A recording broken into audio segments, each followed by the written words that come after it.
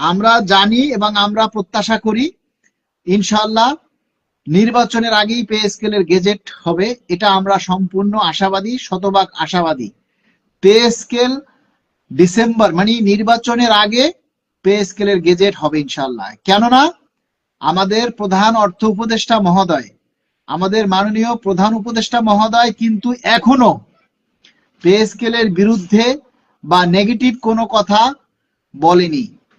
তাই আমরা আশাবাদী পে স্কেল শতভাগ হওয়ার আমরা আশাবাদী। কারণ পে কমিশন গঠন করেছে মাননীয় প্রধান উপদেষ্টা, আর এই পে স্কেল বাস্তবায়ন করার দায়িত্ব প্রধান উপদেষ্টার। তিনি কিন্তু কখনো বলেননি পে স্কেল হবে না। এজন্য আমরা প্রত্যাশা করি সময়ের সময়ের কাজ সময় হবে ইনশাল্লাহ। সময়ের কাজ সময় হবে। আমরা আশা রাখি যে নির্বাচনের আগেই আমাদের পে স্কেলের গেজেট হবে এবং গেজেট করার জন্য আমরা জোর দাবি জানাচ্ছি।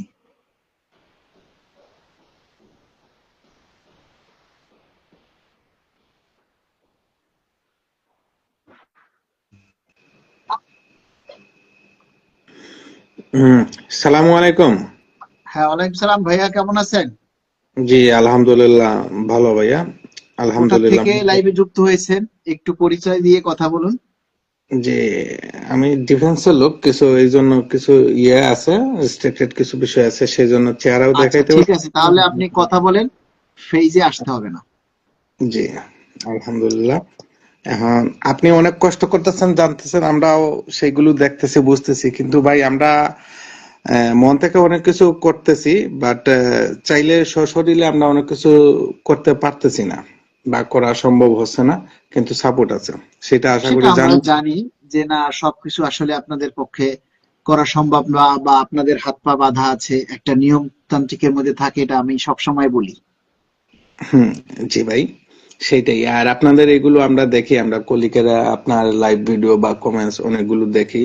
আপনি অনেক কষ্ট করতেছেন, আমাদের সরকারি চাকরিজীবী সবার জন্যই কথা বলতেছেন। লাভবান কিন্তু কর্মকর্তারাই বেশি হবে, কিন্তু তাদের কোনো বিবৃতি বা তারা কিছু বলে না, কারণ তাদের হয়তো আউটসোর্সিং অনেক কিছু আছে, যাই হোক সেইগুলিতে না বলি। কিন্তু আমরা আমাদের আসলে আমরা তো বিলাসিতা জীবনযাপনের জন্য আমাদের পে স্কেলের দাবি না, আমাদের হলো দুমুঠো ভাত খাওয়া, সুন্দরভাবে চলা, বা বাচ্চাদের কিছুটা ভালো স্কুল কলেজে পড়ানো, এইটাই, আর কিছু না। জি। আমরা তো বিলাসিতার বাজেট বা কিছু চাওয়া না, আমরা শুধু কোন রকম বাঁচার চাওয়া। এক সময় সরকারি চাকরি ছিল সোনার হরিণ, সেই সোনার হরিণটা কিন্তু আর রইছে না। কিন্তু অনেকে সেই সোনার হরিণ নামে নামে বলে, কিন্তু আমাদের যে অবস্থা, সেটা সরকার বা কর্তৃপক্ষ তারা যে কি বলে কি না, বা দেখে না না বুঝে না, সেটাই বুঝি না। বুঝতে পারছেন ভাই? জি। আর আরেকটা বিষয়, আসলে রাজনৈতিক বিষয়টা সেগুলো বলতে চাচ্ছি না, কিন্তু তারপরেও বলি, রাজনীতিবিদরা সব দলেই, সেই ক্ষেত্রেই বলি, 90% মিথ্যা আশ্বাস দেয়। কারণ তারা জি। আশ্বাস দেয় ভোটের জন্য বা পপুলারিটির জন্য, নিজেদের জাহির করার জন্য, কিন্তু তারা ভালো বড় বড় নেতা, সেইগুলো কিন্তু তারা ভালো ভালো জায়গা আছে, তাদের বাচ্চা কাচ্চাদের বাইরে পড়াচ্ছে, দুর্নীতি করে বাইরেও পড়াশোনা করাচ্ছে, তারা কিন্তু এগুলো বুঝে না। আর কর্মচারীর কষ্ট বুঝেনি, বুঝতেছে না, ভবিষ্যতেও বুঝবে না। যেমন আমি আসলে দুঃখজনক ভাবে আমি বলতে চাচ্ছি না, তারপরে বলে ফেলতেছি। আপনার কিছুদিন আগে মহার্ঘ ভাতা নিয়ে যেগুলো কথা বলা হয়েছিল, সেই জায়গায় বিরোধিতাও করছিল এই মির্জা ফখরুল ইসলাম আলমগীর। সে বুঝে না, অথচ তার বাচ্চা কাচ্চারা ভালো ভালোভাবে বাইরে পড়াচ্ছে, টাকা আছে, কিন্তু সেইটা আসে না। আবার আরেক ক্ষেত্রে বলছিল এর আগে রুমিন ফারহানা, উদাহরণস্বরূপ দেয় রিক্সাওয়ালা কিভাবে চলবে বাজেট, বা মহর্ঘ ভাতার ক্ষেত্রে বলছিল এইভাবে চলতেছে। তারাও যেই বাজার দিয়ে উদাহরণ দিছিল, একটা কোক কিনে, একটা ইয়ে কিনে, সেই সম্বন্ধে অবগত আছেন কিনা জানি না, সেইভাবে জি। বলছিল। তাহলে সে যদি একটা কোক স্প্রাইটের দাম বলে, আগে রিক্সাওয়ালা যে জায়গায় 5 টাকা 10 টাকা ভাড়া নিত, এখন সেই জায়গায় তারা ভাড়া বৃদ্ধি করে 30 টাকা 40 টাকা 50 টাকা নিচ্ছে। এমনকি রিক্সাওয়ালার বেতন, তারা বেতন বলতে কি, তারা মাসিক ইনকাম হয়ে যায় 25-30 হাজার। ভালো সিএনজি জি। যারা চালায় বা ভালো ইয়ে চালায়, এদের 35-40 হাজারও পার করে। তাছাড়া তার জি। আউট ইনকাম আছে, বা বিভিন্ন ইয়ে করে ফেলে আর কি, আউটসোর্সিং আরো রিক্সা টিক্সা দিয়ে। যাই কই দিয়ে বলতেছি না রিক্সাওয়ালা বা তাদের আমি ছোটও যে করতেছি তাও না, তারা কিন্তু ইনকাম আসছে, তাদের প্রক্রিয়ায় পর্যায়ক্রমে তাদের সবার বৃদ্ধি হয়েছে, ব্যবসায়ীদেরও কিন্তু বৃদ্ধি হয়েছে, তারা জিনিসপত্রের দাম বাড়াচ্ছে, তারা যোগের সাথে তাল দিয়ে বৃদ্ধি হচ্ছে। কিন্তু আমরা সরকারি চাকরিজীবীরা এই 15 সালের যে পে স্কেল হয়েছিল সেই অনুযায়ী বেতন পাচ্ছি, আমাদের কিন্তু বৃদ্ধি হয় নাই, জাস্ট ইনক্রিমেন্ট যা এগুলো কিছুই না। তার সাথে আমাদের যতটুকু প্রয়োজন বাড়ার তার চেয়ে 10 গুণ 15 গুণ মূল্যস্ফীতি হয়ে বৃদ্ধি হয়েছে। এই জিনিসটা কি তারা বুঝে? এই রাজনৈতিক দলগুলো যে উদাহরণ দিল, আমি বলতে চাই যে মির্জা ফখরুল ইসলাম আলমগীর উনি কিন্তু প্রথম বিসিএস যথাসম্ভব, কিন্তু হ্যাঁ চাকরি করতেছে না সরকারি, সেই জন্য রাজনীতিটা তাদের সবচেয়ে বড় বিজনেস। এবং রুমিন ফারহানাও যেগুলো বলল, তারা কি আসলে গভেট বুঝে না, না না বুঝার ভান করে, যা যে জায়গায় ভোট হয় সেই জায়গায় ভালো ভালো অফার দিয়ে এদের নেওয়ার চেষ্টা করেন? তাহলে তাদের কাছ থেকে কি আশা করেন? তারা কি আসলেও দেবে? কিন্তু হ্যাঁ আমাদের আন্দোলন করতে হবে, বলতে হবে, বুঝাইতে হবে, কিন্তু ওরা বুঝবে না, কিছু লোক বুঝেও না। বুঝতে পারছেন? কেউ এই যদি বলে যে আমরা ক্ষমতায় এসে এটা দিব ওইটা দিব, তাহলে সেটা এগুলো বুঝতে ভুল। হবে যে সেই তারা ক্ষমতার লোভে এইগুলি মানুষকে লোভ দেখাচ্ছে।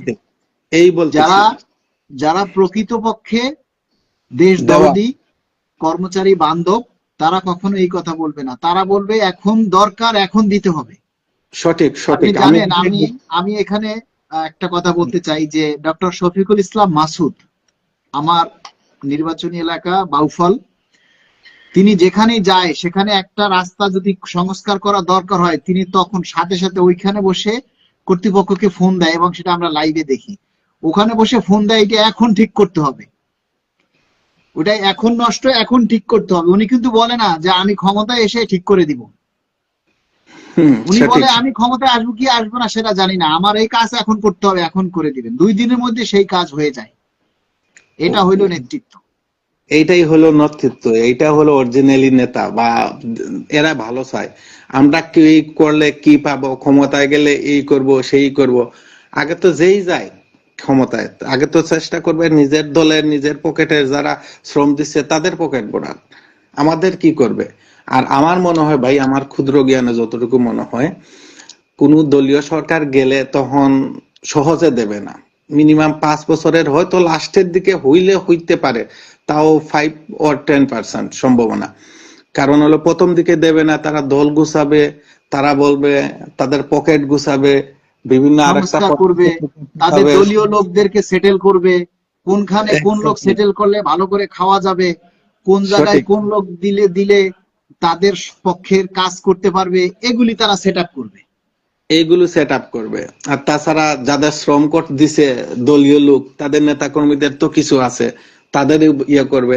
আর বিভিন্ন বাজেট করবে, হ্যাঁ এটা ঠিক, রাস্তাঘাট বিভিন্ন ব্রিজ কালভার্ট। কারণ এই বাজেট থেকে প্রায় 100% আমাদের 70-80% কিন্তু পকেটে যায়। দেখেন না বিভিন্ন রাস্তাঘাট না, ব্রিজ। বাজেট না করলে তো চুরি করতে পারবে না। সঠিক, এইগুলো হবে। বাট সবচেয়ে দুর্বল বাজেট গুলো হলো পে স্কেল, মানে তাদের জন্য দুর্বল বা উন্নয়ন। মানে কারণ এখান থেকে এখানে এখানে খালি দিতে হবে, এখান থেকে এই ইনকাম নেই। জায়গায় সঠিক, এই জায়গা থেকে শুধু দিতে হবে, ইনকাম নাই, বিধায় কোন সরকারই পজিটিভলি দিতে চাবে না। সেই ক্ষেত্রে এই বাজেটটা আমাদের আদায় করে নিতে হবে, আমরা শক্তভাবে আদায় করে নিতে হবে। আর আমাদের এটা যেহেতু কিন্তু একটা দারুণ সরকার, একটা কথা।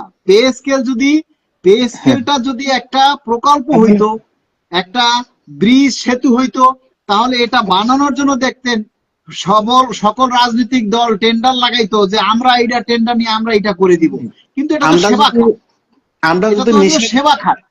সঠিক সঠিক, আমরা যদি নিষেধও করতাম তাও বলতো না লাগবে, লাগবে না হুম। কেন? তারা চেষ্টা করে এটা বাজেট টেন্ডার দিয়ে বিভিন্ন জন কারাকারি শুরু করতে নেওয়ার জন্য। আর এটা এমন এক বাজেট, এটাতে যদি 1 কোটি বা 1000 বাজেট হয়, 1000ও দিয়ে দিতে হবে। বিদায় এটার মধ্যে তাদের দিয়ে নাই, লস প্রজেক্ট মনে করে এরা। এরা মনে করে লস প্রজেক্ট কারা? এই যারা দুর্নীতিবাজ বা রাজনীতিবিদ। এরা দুর্নীতিবাজ বলবো কিভাবে, রাজনীতি সিস্টেম বাংলাদেশে হয়ে গেছে, বাজেট হবে টাকা খাবে। কিন্তু এই সরকারি চাকরিজীবীরা সবার ক্ষেত্রে, শুধু ডিফেন্সের ক্ষেত্রে বলতেছি না, বা আপনি রেলওয়েতে আছেন তার ক্ষেত্রে বলতেছি না, সবে যার যার জায়গা থেকে কিন্তু দেশের উন্নয়নের ক্ষেত্রে কিন্তু চাকরিজীবীরা এবং কর্মচারীরা দেশে আগায় নেওয়ার জন্য এক নম্বর ভূমিকা পালন করতেছে। কিন্তু সবচেয়ে মানে অবহেলিত আছে এই কর্মচারীরা। কারণ দেশে উন্নতির দিকে আগাইতে গেলে কর্মচারী হোক, সৈনিক হোক, বা নিচের যারা তৃতীয় চতুর্থ শ্রেণীর, এরাই সবচেয়ে বেশি খাটে, কিন্তু তাদের মূল্যায়ন হয় না। কিন্তু এদের ছাড়া কিন্তু দেশ কখনো উন্নত করতেও পারবে না। আর কর্মকর্তা যারা দাবি করে, আসলে তো কর্মকর্তা সবই কর্মচারী। কর্মকর্তা দাবি করলে আসলে কর্মকর্তা না, তাদের জাস্ট লিডারশিপ দেওয়া হয়েছে, তারা দেশের জনগণের কর্মচারী, যেটা শেখ মুজিব বলেছিল। এই একটা সুন্দর কথা, আমার খুব ভালো লাগছে। কিন্তু তারা নিজেরা এই জায়গায়, তাদের সিস্টেম আছে, হাতে আছে কলম, তারা খুঁচা দিয়ে, কলমের খুঁচায় তারা দুর্নীতি করে বাইরে টাকার সম্পদের পাহাড় বানায়। বাইরে দেখেন না, এক ভূমিমন্ত্রী যেগুলো এই তার লন্ডনে যেগুলো বাড়ি ঘর বাড়ি আছে, এইগুলো দিয়ে তো আপনার 100 বছর কর্মচারীর বেতন দেওয়া যাবে, এমন আজকে টাকা। জানেন আপনার এই যে সিলেট থেকে হুম। সেনাবাহিনীর 2-3 জন সদস্য আমাকে ফোন করছে, প্রায় আমাকে ফোন করে, কিন্তু আমি ফোন ধরি না। আপনার প্রতিদিন অসংখ্য মানুষ ফোন করে, ফোন করে শুধু পে স্কেলের খবর জিজ্ঞেস করে, এই জন্য কারো ফোন ধরি না। অনেক গুরুত্বপূর্ণ ফোনও আছে, দেখা যায় আমার ধরা হয় না, ফোন সাইলেন্ট করে রাখি। তো ওনার ফোনটা আজকে আমি ধরলাম, ধরার পরে বলল যে ভাই আমি খুব লাকি যে আপনার ফোনটা আমি আজকে আপনার কানেকশন পাইলাম। মানে ওখানে আরেকজন সেনাবাহিনী আরেকজন সদস্য ওনার সাথে, তিনি সার্বক্ষণিক আমার পোস্টগুলি দেখে পে স্কেলের, ভালো কোনো খবর আসে কিনা বা কি বলি, এগুলি উনি নাকি প্রতিনিয়ত দেখে ওনারা, এবং ওনার সাথে যারা সহকর্মী আছে সবাই দেখে। তো উনি আমাকে ফোন দিয়ে খুব আফসোস করলো যে ভাই, আমরা বাংলাদেশের স্বাধীন বাংলাদেশে বাস করি, কিন্তু আমাদের স্বাধীনতা নাই, বাক স্বাধীনতা নাই।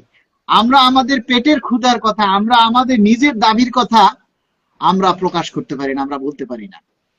কিন্তু আপনি আমাদের দাবির কথাগুলি প্রায় বলেন, তুলে ধরেন, এজন্য আপনি আমাদের প্রাণের মানুষ। তো আমার ওনার কথাগুলি শুনে আমার খুব ভালো লাগছে, যে যাক অন্তত ডিফেন্স সদস্যদের মনের মানুষ হতে পেরেছি, তাদের কথাগুলি তুলে ধরতে পেরেছি। আবার অনেক মানুষের একটা ভ্রান্ত ধারণা আছে যে ডিফেন্সে যারা আছে, পুলিশে, র্যাবে, বিজিবিতে, সেনাবাহিনী যারা আছে, তারা অনেক টাকা রেশন পায়। এই কথাটা কিন্তু এখন সম্পূর্ণ ভিত্তিহীন একটা কথা, না জেনে ভুল। ভিত্তিহীন, আজকে এরা অরিজিনালি জি, মূর্খ। যেমন ডিফেন্সের লোক যেগুলো রেশন পায় আসলে কোন রকম চলার মতো, এমনকি বাইরে যেগুলো সাধারণ আনসার, আমি আনসারকে ছোট এই করছি না। রেশনটার ব্যাপারে একটু বলেন তো ভাই, আসলে কতটুকু রেশন পায়, আর চাকরির আসলে বয়স কতটুকু হলে কি কতটুকু পায়? আসলে রেশনটা ভাই, আসলে এগুলো লজ্জাস্কর। আসলে অনেকে বলে, আমরা যে ছুটিতে যাই, আমরা ফ্রেন্ড বন্ধুরাই বলে অনেক পায়, অনেক পায়। যখন বলতে কষ্টও লাগে, লজ্জা লাগে, আর অনেকে বুঝে না, হয়তো বলে মিথ্যে বলে, বা অনেক বেতনও পায়। সেই জন্য অনেক সময় আমরা অ্যাভয়েড করে চলে যাই, বলি না। আসলে একজন সৈনিক নতুন ভর্তি হয়ে তারা সর্বসাকুল্যে তার 9,000 টাকা স্কেলে কিন্তু ভর্তি হয় 17 গ্রেডে। কিন্তু দেখেন, 9,000 টাকা স্কেলে? কিন্তু আরো উপরে উঠার কথা ছিল বা হওয়া উচিত ছিল, কিন্তু না, সে এটা ও যে চলতে পাইতেছে। সর্বসাকুল্যে আমি শর্টে বলে ফেলি, 14-15 হাজার টাকা বেতন পায়। বর্তমান বাজারে কি সম্ভব?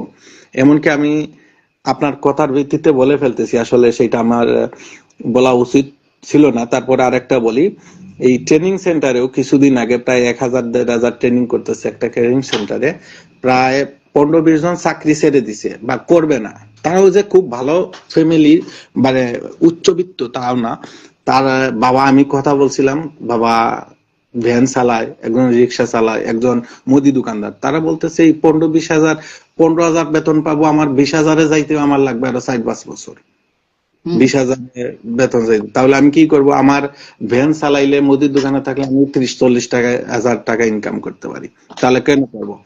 তারা চলে গেছে। কিন্তু চাকরিতে আছে অনেকে লজ্জায়, মান সম্মানে, বা মধ্যবিত্ত না, বাড়ি যায় রিক্সা চালাইতে পারবে না, যেমন আমি পারবো না। সেই জন্য না পাইলেও কষ্ট করেও থাকতেছি। বিদায় এই চাকরিতে রয়ে গেছি। অনেকে বলতেছে যদি এই যে অনেকে আপনাদের কমেন্টে দেখি প্রপাগান্ডা যেটা করে, ভালো লাগে না চাকরি ছাড়িয়ে দাও আসো। আরে ভাই, আমি যদি চাকরি ছাড়িয়ে দিই আমার জায়গায় কি আসতে পারবেন? যুদ্ধ করতে পারবেন? ট্রেনিং করে যেভাবে করে আসছি পসিবল না। আর আমরা মান সম্মানে চাকরি ছাড়িয়েও এমন জায়গায় পড়ে আছি বা বাড়িতে যাইয়া কিছু করতেও পারবো না, বা রিক্সা চালাইতে বা ছোট একটা কাজ করতে সম্ভব হয় না। বিদায় আমরা কোন রকম এইভাবে এই যে বাপের কিছু জায়গা জমি হালকা থাকলে ওইগুলো দিয়ে কাভার করে কোন রকম খাইয়ে বাঁচে আছি। এই হলো অবস্থা। আর দ্বিতীয়ত যেটা হলো রেশনের কথা বলছিলেন, রেশনে অনেকে অনেক কিছু বলে। আসলে আমরা সেনা নৌ বিমান বিশেষ করে সশস্ত্র বাহিনী এত রেশন পায় না, এর চেয়ে বেশি পায় আনসারে। আনসারে আমরা ছোট করে দেখতেছি না, আনসারে যেমন একটা বাচ্চা হইলে বা ইয়ে হইলে ফুল রেশন পায়, বা একজনের একটা রেশন, বউয়ের আর একটা রেশন পায় যদি ফ্যামিলি নিয়ে থাকে, আর ফ্যামিলি ছাড়া হইলে শুধু ওয়াইফের একটা রেশন পায়।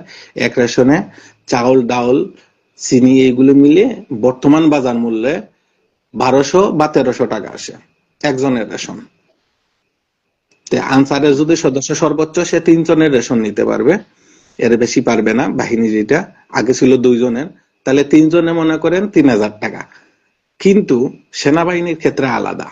আরো প্রথম যে বাচ্চা হওয়ার পর, আনসারে বাচ্চা হওয়ার পর, আমি আনসার নিয়ে বলতেছি, পুলিশেও সেম সিস্টেম, বাচ্চা হওয়ার পর ফুল রেশন পাচ্ছে। কিন্তু সেনাবাহিনীর 3 বছর পর্যন্ত পার পার ডে 63 গ্রাম চিনির হিসাবে আসে, প্রায় 1.5 কেজি এবং 1800 গ্রামের মতো আসে আর কি। মানে ধরলাম 2 কেজি, 2 কেজি হয় না, 1.5 কেজির উপরে, 2 কেজির কম আসে। চিনি পায় 3 বছর। এটাকে একটা হাস্যকর না? জি। আপনার 3 বছর বাচ্চা রেশন পাবে না, সে পাবে চিনি খাবে। তাহলে মনে করেন সে 200 টাকা। তাও নাকি এক বাচ্চা না 2 বাচ্চার জন্য মানে 1 কেজি চিনি পায় নাকি? 1 কেজি চিনি। এর মধ্যে আবার 3 বছর পার হয়ে গেলে 12 বছর পর্যন্ত হাফ রেশন, এরপরে ফুল রেশন। এমন অবস্থা, মানে রেশনের দিক দিয়ে এটা হলো একটা জালিয়াতি ভাই। খুবই লজ্জাস্কর এই রেশনের কথা। এইটা বললে কেউ বিশ্বাস, মানে হিসাবটা এমন মানে অযৌক্তিক। আজকের লাইভেই একজন সেনাবাহিনীর সদস্যের স্ত্রী আমার লাইভে যুক্ত হয়েছেন। তিনি রেশনের ব্যাপারটা বলেছেন যে একটা বাচ্চার জন্য 1 মাসে, একটার জন্য না 2টার জন্য জানি যে 1 কেজি চিনি পায়। তাহলে একটা বাচ্চা কি সারা মাসে 1 কেজি চিনি খায়? সঠিক সঠিক। এই তাহলে বাচ্চা এই যে একটা, রেশন নামের যে জিনিসগুলি যে বঞ্চনা দেয়া হয়, এটা এটা ধোঁকাবাজি এটা দিয়ে আসলে সংসার চলে না। উনি কান্না করে দিছে। তাহলে পুরোটাই। মানুষের যে এই যে ধারণা, ভুল ধারণা যে তারা হাজার হাজার টাকা রেশন পায়, যারা পায় তারা বোঝে যে আসলে কতটুকু পাচ্ছে। আমরা দূর থেকে না দেখে অনেক কিছুই বলি, এটা বাংলাদেশের মানুষের চরিত্র। না এই দেখেই যে অনেক কিছু আমরা বলে ফেলি। এই যে মিডিয়া, অনলাইন মিডিয়া, বিভিন্ন মিডিয়া বা বিভিন্ন ভাবে বলে, এমন ভাবে বলে, যেমন এই যে পে স্কেলের ক্ষেত্রে দেখছেন না, আমি বললাম এটা তার সরকারি চাকরিজীবীর দ্বিগুণ বেতন বাড়তেছে। দ্বিগুণ যদি বাড়ে, আমি তো, কেউ 3 গুণ 4 গুণ বলতেছে, দ্বিগুণ যদি বাড়ে, আপনার কি দ্বিগুণ হবে কখনো? কোনো সিস্টেম না। বেসিকের দ্বিগুণ হয়ে গেলে এই 15% কেটে নেবে, এই কাটবে, আরেকটা ট্যাক্স বসাবে, আবার চাকরি 10-15 বছর যাদের হয়েছে তাদের আবার একটা ইয়েতে ফালাবে, দেখবেন দ্বিগুণ বাড়ে না। কিন্তু নিউজে তো বলে ফেলবে দ্বিগুণ। জিনিসের দাম বাড়াইয়া তো মূল্যস্ফীতি ঠিকই করাই ফেলবে। বুঝতে পারছেন? জি। এ বললাম অনলাইন মিডিয়া। আর ওই যে সেনাবাহিনীর ওয়াইফ যেটা বলছে, এটাই সত্য। উনি হয়তো উনার বোঝানোরটা সিস্টেমটা কিভাবে বলছে, এই বাচ্চা 3 বছর পর্যন্ত চিনি 1 কেজি বা 1.5 কেজি পায়। বাচ্চা 3 বছর যদি পার না হয়, 3 বছর পর্যন্ত যত ইয়ে হবে, 1-1.5 কেজি চিনি দিয়ে কি হয়? আবার 2টা বাচ্চার আর বেশি পাবে না। বাচ্চাদের তো আরো বেশি লাগে, বাচ্চাদের তো চিনিটা আরো বেশি লাগে। কিন্তু কারণ বাচ্চা, তাদেরকে ঘন্টায় ঘন্টায় তারা দুধ খায়, সুজি খায়, এটা ওটা, সেখানে তো চিনি লাগে। তাহলে 1 কেজি চিনির দাম কত এখন? প্রায় 150 টাকার মতো 1 কেজি চিনির দাম। এখন তো অথচ চিনির 1 দাম, কেজি 1 কেজি চিনির দাম ছিল 60 টাকা, 50 টাকা, 60 টাকা। এখন তো 150 টাকা হওয়াতে এই 150 টাকা প্লাস হয়েছে। আগে তো 50-60 টাকা ছিল, সেই ক্ষেত্রে 50-60 টাকা পাইতো, কিন্তু সবাই বলতো তো রেশন পায়। কিন্তু এটা শুধু ওই সেনাবাহিনীর ক্ষেত্রেই, সেনা নৌ বিমান এরাই। কিন্তু দেখেন পুলিশ ফুল পায়, আনসার ফুল পায়, কিন্তু আমাদের বেলায় বলতে গেলে আমাদের উদাহরণ দিয়ে বলে অনেকে অনেক কিছু পায়। আসলে অনেকে জানে না। আর আমাদের তো প্রতিবাদ করারও সিস্টেম নাই, মুখ খোলারও সিস্টেম নাই, বলতেও পারি না। এই নীরবে কান্না করা ছাড়া আর ধৈর্য ধরা ছাড়া আর আল্লাহর কাছে বিচার দেওয়া ছাড়া আর কোনো সিস্টেম হয় না। কিন্তু মালিক বাংলাদেশ ভাই, ব্যাংকের গভর্নর উনি যে একটা কথা বক্তব্য দিয়েছে গতকালকে, যে অন্তর্বর্তীকালীন সরকার পে স্কেল, এই নির্বাচনের আগে পে স্কেলের গেজেট দেওয়ার সম্ভাবনা নেই। আমরা একটা কথা জানি, সেটা হচ্ছে পে কমিশন গঠন করছে প্রধান উপদেষ্টা। তিনি কিন্তু আজ পর্যন্ত কখনো বলেন নাই যে পে স্কেল দেয়া যাবে না। উনি অথচ কোনো বিবৃতি দেন নাই। অথচ দেখেন, এই যে উচ্চ পদস্থ কর্মকর্তা ব্যাংকের যিনি গভর্নর, তিনি এই যে কথাটা বলে সরকারি কর্মচারীদের মধ্যে যে একটা তীব্র ক্ষোভ, অসন্তোষ বিরাজ করছে, যে সৃষ্টি করছে, যে মানুষের এই যে কর্মচারীদের অভিশাপ তিনি কুড়াচ্ছে, ওনার কি এটা দরকার ছিল? আর ওনার ব্যাংকের কর্মচারীরা কিন্তু 400 টাকা পায় দৈনিক লাঞ্চ ভাতা, আর আমরা পাই 6 টাকা। ছয় উনি কি টাকা করে বুঝবে আমাদের কর্মচারীদের মনের ব্যথা, তাই না? এই তো এই এই কথাটা তো, এই যে বলছিলাম, এরা কখনো বুঝেনি, বুঝতেছে না, আগামীতেও বুঝবে না।